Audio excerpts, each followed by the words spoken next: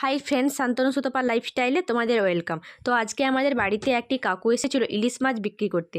তো কাকুর কাছ থেকে ইলিশ মাছ কিনে আমি ভালো করে নুন হলুদ মাখিয়ে রেখে দিয়েছিলাম। তারপর একটি কড়াইয়ের মধ্যে তেল দিয়ে ভালো করে ইলিশ মাছগুলোকে একে একে আমি ভেজে নেব।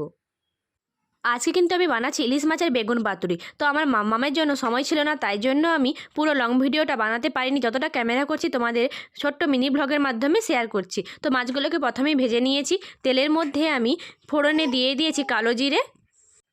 কালো জিরেটা হালকা ভাজা হয়ে এলে এর মধ্যে দিয়ে দেবো কেটে রাখা আলু বেগুনগুলোকে। এর মধ্যে নুন হলুদ দিয়ে ভালো করে আমি ভেজে নেব। আলু বেগুনগুলো ভালো করে ভাজা হয়ে গেলে এর মধ্যে আমি দিয়ে দেব আদা রসুন লঙ্কা সর্ষে ও পোস্ত।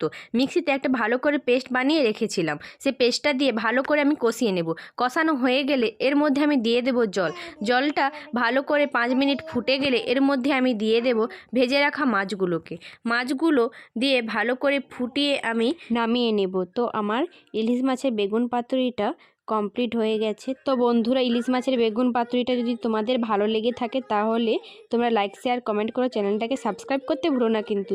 তো আজকের মতন ভিডিওটা এখানেই শেষ করছি, দেখা হচ্ছে নেক্সট ভিডিওতে। তো আজকের মতন বাই বাই।